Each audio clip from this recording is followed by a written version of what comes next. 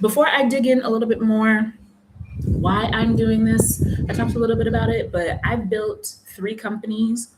My first company, I went the traditional startup route. I built the MVP using tools that already existed. This was not even like it feels forever, but not even that long ago, 6 years ago. Um, the first company is called Minwo, and I went the traditional route. I used existing tools, Slack and Google Drive, and a couple of other tools to put together what I wanted my platform to look like, and use that to start to get users, customers, money coming in the door. And then that hodgepodge of technology got me into Techstars, which gave me my first big check. And then I used my first big check to hire a designer and a development team, or and a developer at the time.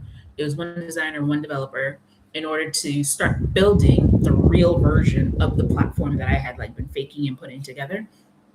And then once I started going, started hiring more developers, it became this whole big operation. I had a team, probably at the high point, it was a team of 15 to 20 developers, scrum masters, managers, etc., just to keep this operation going.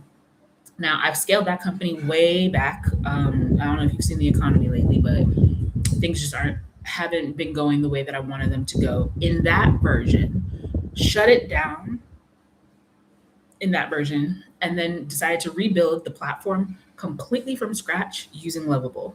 So I did that earlier this year between December and January, completely something that took me 3 years, mind you, something that took me 3 years to build.